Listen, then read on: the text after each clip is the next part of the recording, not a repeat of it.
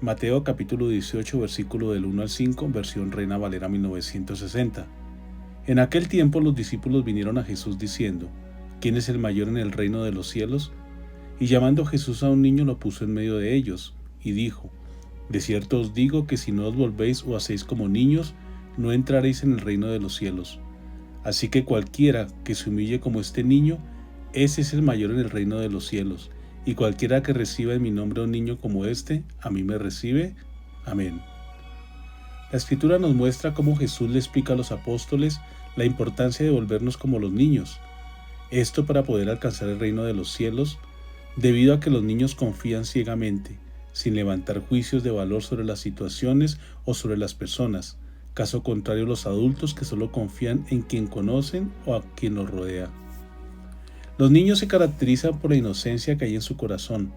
Desconocen el pecado y los vicios de este mundo que tienen contaminada la humanidad. El corazón de los niños es limpio y su cercanía con Dios es inmediata. Así debe ser la forma como los adultos nos acerquemos a Papá Dios, limpios y puros de corazón, y podamos entrar a su presencia sin dudar y teniendo la certeza que Dios está allí escuchando nuestro clamor. Salmos 17, versículo 1 dice: Oye, oh Señor, justicia, está atento a mi clamor, escucha mi oración hecha sin labios de engaño. Pero también vemos a través de esta reflexión sobre los niños, que nuestro Señor tiene un especial cuidado por los desprotegidos, por los vulnerables, y por eso extiende su mano para recibirles. Esta es la actitud que debemos tomar los creyentes: estar dispuestos a escuchar al afligido, brazos abiertos para recibirles, consolarlos y dispuestos a compartirles la palabra de Dios. Solo así lograrán salir de ese estado de vulnerabilidad en el que siempre han estado. Dice el Evangelio de Marcos capítulo 2, versículo 17. Al oír esto Jesús les dijo: Los sanos no tienen necesidad de médicos sino los enfermos. No he venido a llamar a justos sino a pecadores. Para que la palabra de Dios pueda obrar en nuestras vidas y podamos entrar en el reino de Dios, debemos estar llenos de humildad, entendiendo nuestras limitaciones y debilidades. Debemos aprender a reconocer la igualdad en cada ser humano, valorando el trabajo y el esfuerzo de las personas, escuchando a los demás y tomando en cuenta sus opiniones, quitando de nuestro corazón los juicios de la sociedad que solo valora a las personas por lo que son o por lo que tienen o poseen. En 1 de Pedro capítulo 5, versículo 5, la Escritura dice: Igualmente, jóvenes, estad sujetos a los ancianos y todos sumisos unos a otros, revestidos de humildad, porque Dios resiste a los soberbios y da gracias a los humildes.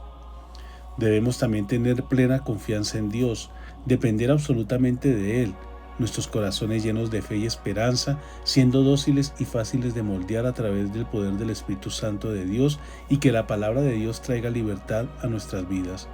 Hebreos 13:16 dice: De manera que podamos decir confiadamente: El Señor es mi ayudador, no temeré lo que pueda hacer el hombre. También debemos entender que Dios nos ama con un amor incondicional. Dice 1 de Juan capítulo 4, versículos 9 y 10. En esto se mostró el amor de Dios para con nosotros, en que Dios envió a su Hijo unigénito al mundo, para que vivamos por Él. En esto consiste el amor, no en que nosotros hayamos amado a Dios, sino en que Él nos amó a nosotros y envió a su Hijo en propiciación por nuestros pecados. Aún sin merecerlo, Dios derrama sobre nuestras vidas su amor y perdón, esto con el firme propósito de que seamos salvos y no nos perdamos en un mundo sin rumbo. Y por último, para entrar al reino de Dios debemos aceptar la invitación que Dios ha hecho a nuestras vidas, y esa invitación es a entrar en el reino de Dios, siempre dispuestos a obedecerle, permitiendo que la palabra de Dios se haga viva en nuestras vidas. Mateo capítulo 22 versículo 4 dice: Volvió a enviar a otros siervos diciendo: Decía a los convidados: He aquí he preparado mi comida, mis toros y animales engordados han sido muertos y todo está dispuesto, venid a las bodas.